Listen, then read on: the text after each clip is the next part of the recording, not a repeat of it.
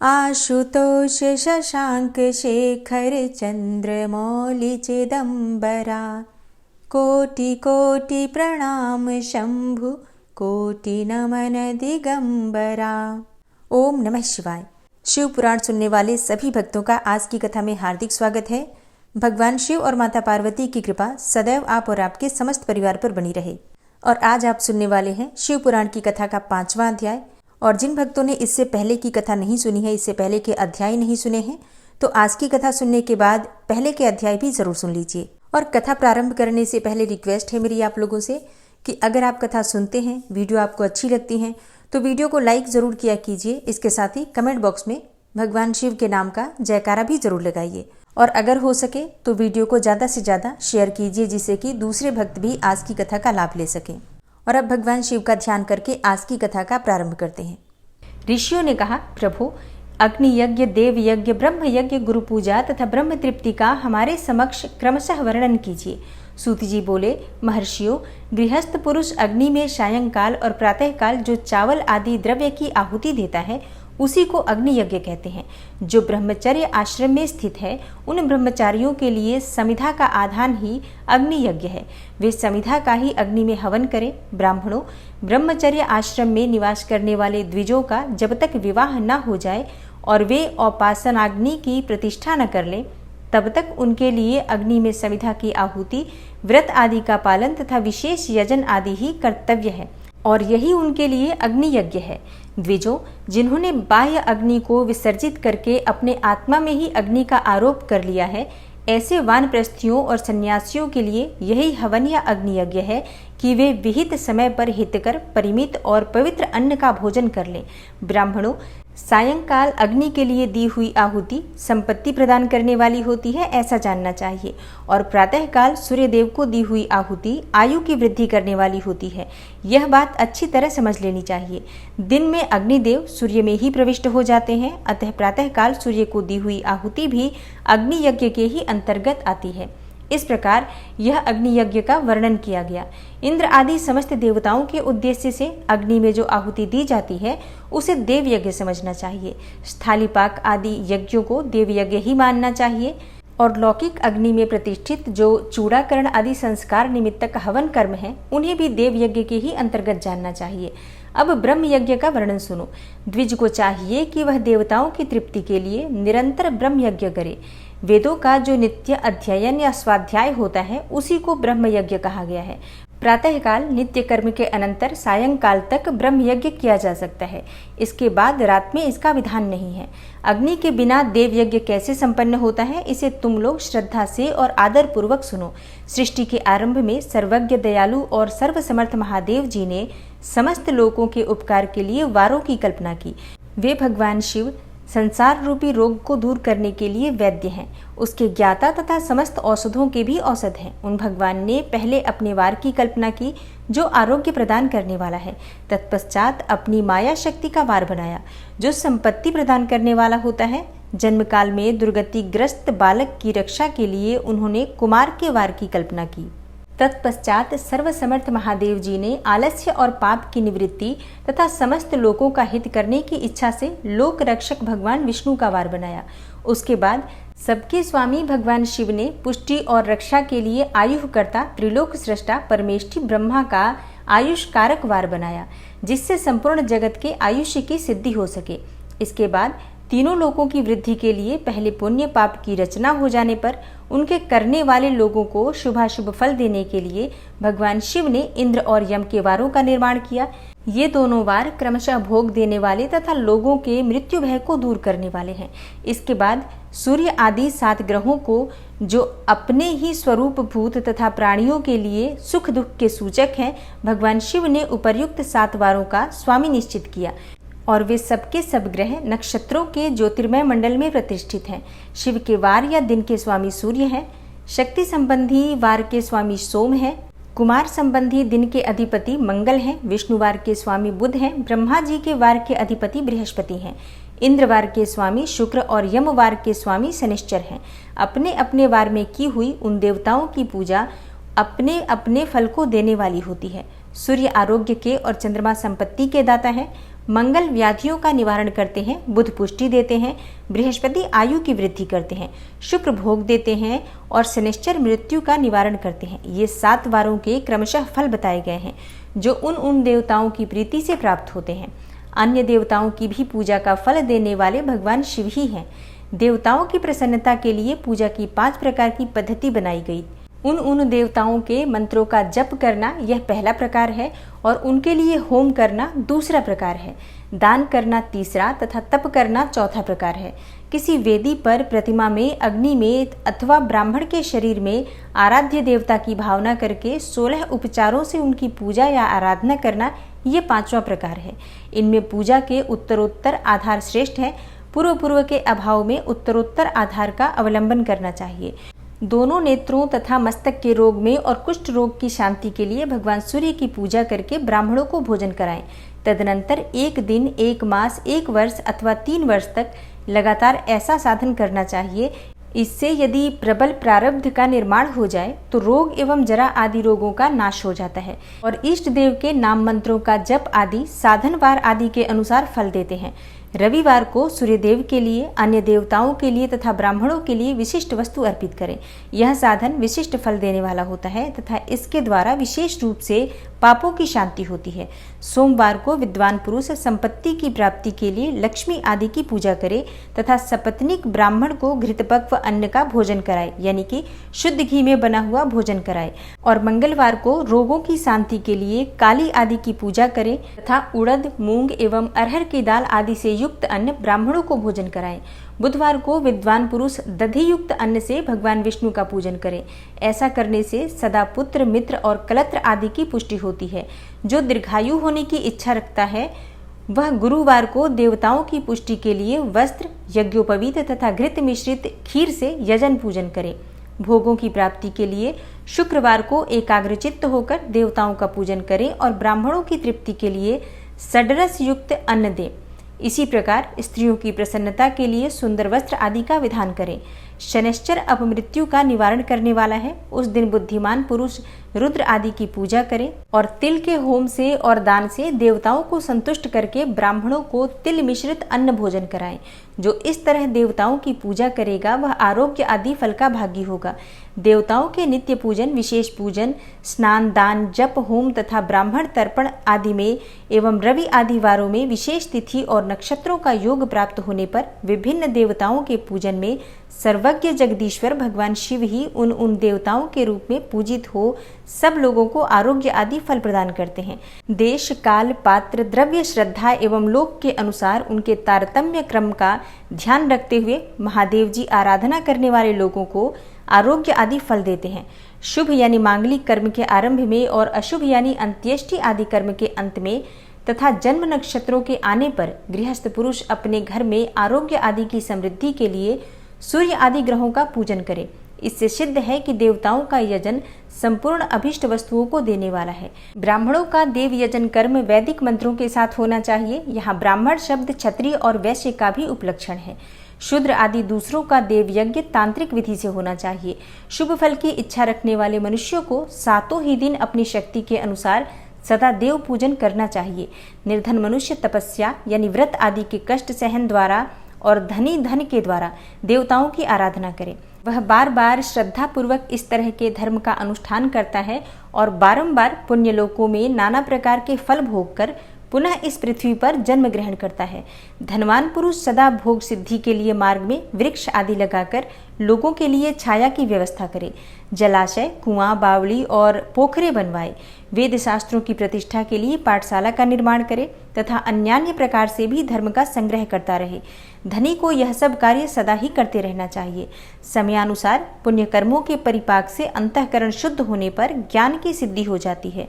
द्विजों, जो इस अध्याय को सुनता, पढ़ता अथवा सुनने की व्यवस्था करता है उसे देव यज्ञ का फल प्राप्त होता है। तब ऋषियों ने कहा, समस्त पदार्थों के ज्ञाताओं में श्रेष्ठ सूत जी, अब आप क्रमशः देश, काल आदि का वर्णन करें। सूत जी बोले, महर्षियों, देव यज्ञ आदि कर्मों में अपना शुद्ध गृह समान फल देने वाला होता है। अर्थात अपने घर में किए हुए देव यज्ञ आदि शास्त्रोक्त फल को सम मात्रा में देने वाले होते हैं और गौशाला का स्थान घर की अपेक्षा 10 गुना फल देता है। जलाशय का तट उससे भी 10 गुना महत्व रखता है तथा जहाँ बेल, तुलसी एवं पीपल वृक्ष का मूल निकट हो वह स्थान जलाशय के तट से भी 10 गुना अधिक फल देने वाला होता है। देवालय को उससे भी 10 गुने महत्व का स्थान जानना चाहिए और देवालय से भी 10 गुना महत्व रखता है तीर्थ भूमि का तट और उससे भी 10 गुना श्रेष्ठ है नदी का किनारा। उससे 10 गुना उत्कृष्ट है तीर्थ नदी का तट और उससे भी 10 गुना महत्व रखता है सप्तगंगा नामक नदियों का तीर्थ। गंगा, गोदावरी, कावेरी, ताम्रपर्णी, सिंधु, सरयू और नर्मदा, इन 7 नदियों को सप्तगंगा कहा गया है।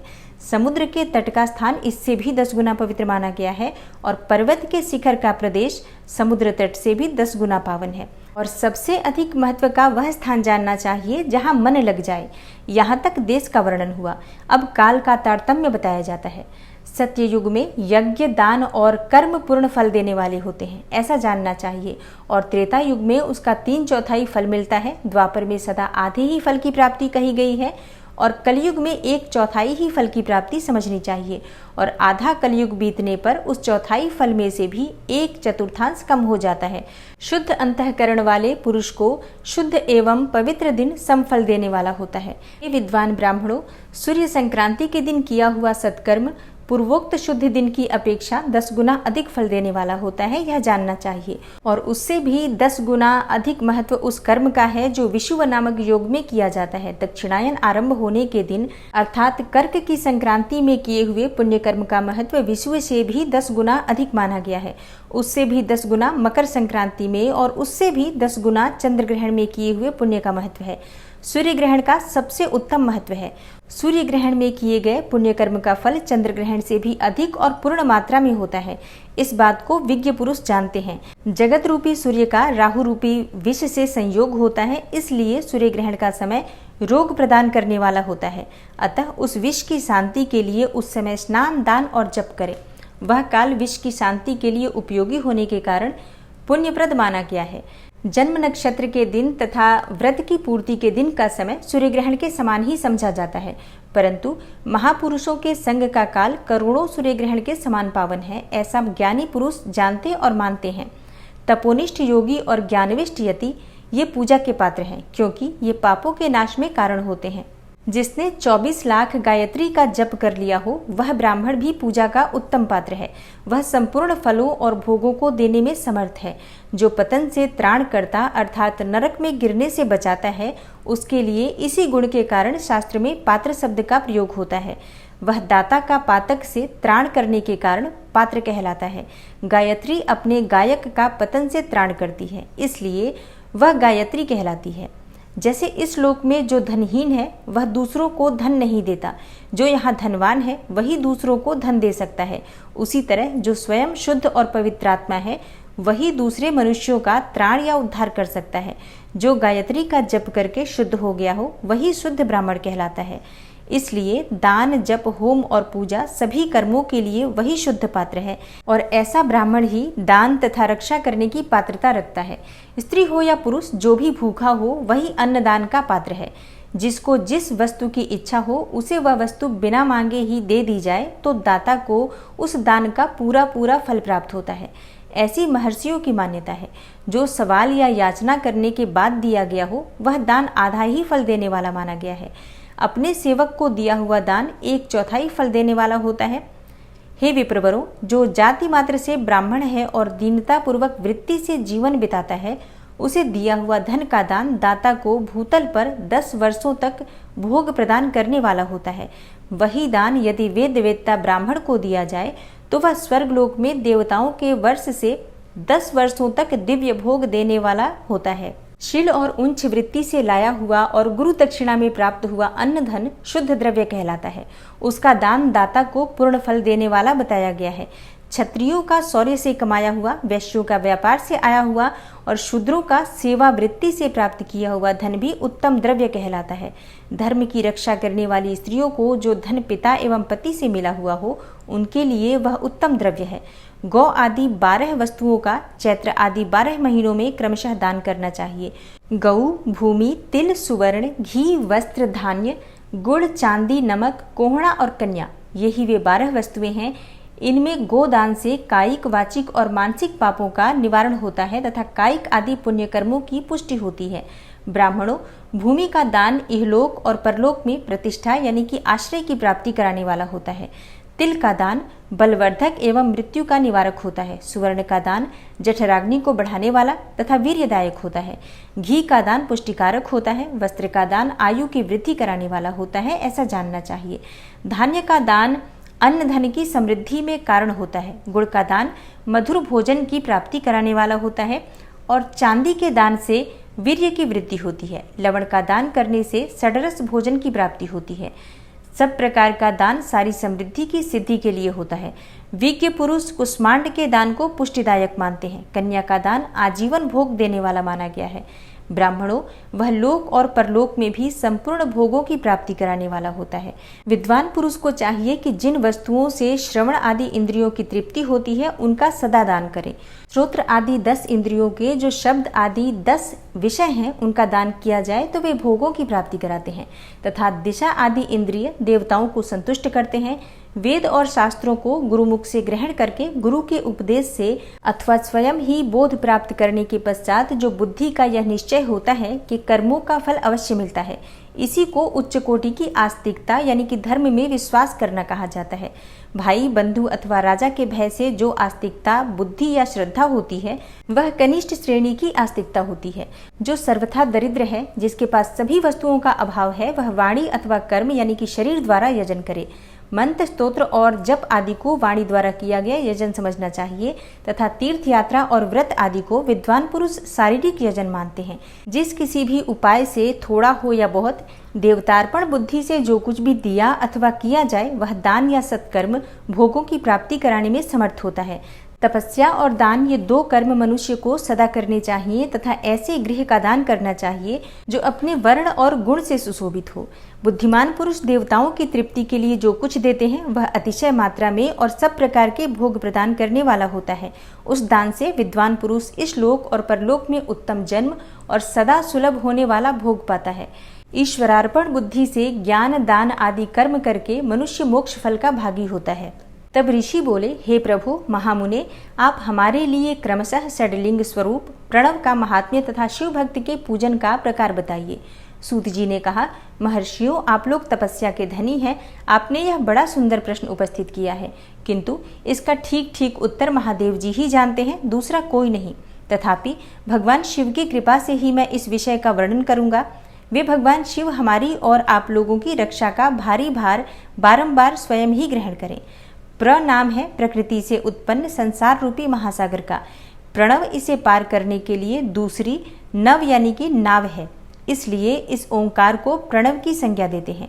ओंकार अपने जप करने वाले साधकों से कहता है, प्र यानी कि प्रपंच, न यानी कि नहीं है, व यानी कि तुम लोगों के लिए। अतः इस भाव को लेकर भी ज्ञानी पुरुष ओम को प्रणव नाम से जानते हैं।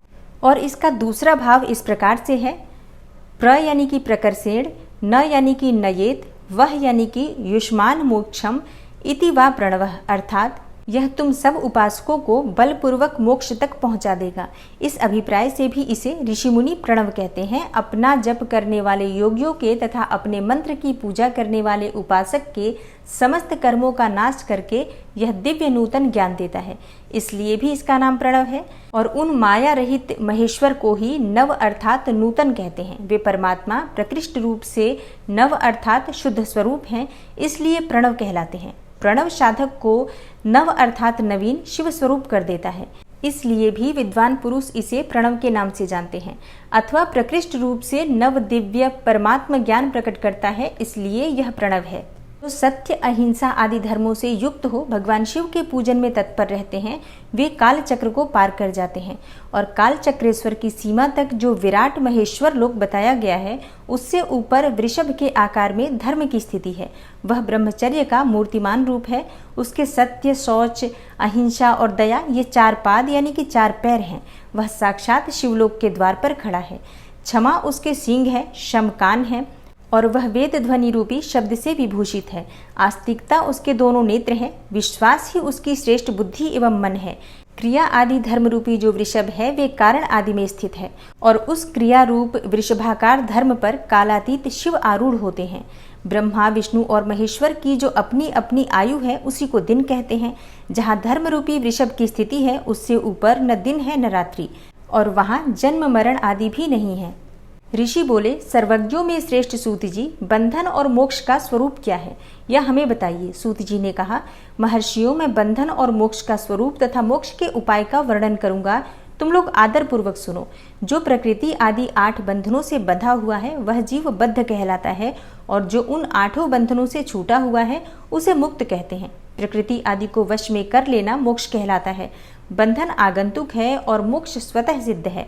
बद्ध जीव जब बंधन से मुक्त हो जाता है तब उसे मुक्त जीव कहते हैं। प्रकृति, बुद्धि, त्रिगुणात्मक अहंकार और 5 तन्मात्राएं हैं, इन्हें ज्ञानी पुरुष प्रकृत्याद्यष्टक मानते हैं। प्रकृति आदि 8 तत्वों के समूह से देह की उत्पत्ति हुई है, और देह से कर्म उत्पन्न होता है, और फिर कर्म से नूतन देह की उत्पत्ति होती है। इस प्रकार बारंबार जन्म और कर्म होते रहते हैं। शरीर को स्थूल, सूक्ष्म और कारण के भेद से 3 प्रकार का जानना चाहिए। स्थूल शरीर व्यापार कराने वाला, सूक्ष्म शरीर इंद्रिय भोग प्रदान करने वाला, और कारण शरीर आत्मानंद की अनुभूति कराने वाला कहा गया है। जीव को उसके प्रारब्ध कर्मानुसार सुख और दुख प्राप्त होते हैं। वह अपने पुण्य कर्मों के फलस्वरूप सुख और पाप कर्मों के फलस्वरूप दुख का उपभोग करता है। अतः कर्म पास से बंधा हुआ जीव अपने त्रिविध शरीर से होने वाले शुभाशुभ कर्मों द्वारा सदा चक्र की भांति बारंबार घुमाया जाता है। इस चक्रवत भ्रमण की निवृत्ति के लिए चक्रकर्ता का स्तवन एवं आराधन करना चाहिए। दोस्तों, अगर आपको आज की कथा पसंद आई हो तो वीडियो को लाइक ज़रूर कीजिए, क्योंकि आपके लाइक्स, आपके कमेंट्स मेरे लिए बहुत महत्वपूर्ण होते हैं। यही एकमात्र जरिया है जिनसे मुझे पता चलता है कि आपको ये वीडियो अच्छी लगती हैं। तो अगर वीडियो अच्छी लगे तो लाइक तो ज़रूर ही किया कीजिए, और वीडियो को ज़्यादा से ज़्यादा शेयर भी कीजिए। और चैनल पर पहली बार आए हैं, अभी तक आपने चैनल को सब्सक्राइब नहीं किया है, तो आज की वीडियो अगर आपको अच्छी लगे तो चैनल को सब्सक्राइब करके बेल आइकन को ज़रूर प्रेस कर लीजिए। इससे ये होगा कि इस चैनल पर अपलोड होने वाली सभी वीडियोज़ की नोटिफिकेशन आपको सही समय पर प्राप्त होगी। मिलती हूँ मैं आपसे अगली वीडियो में, तब तक के लिए जय श्री राधे।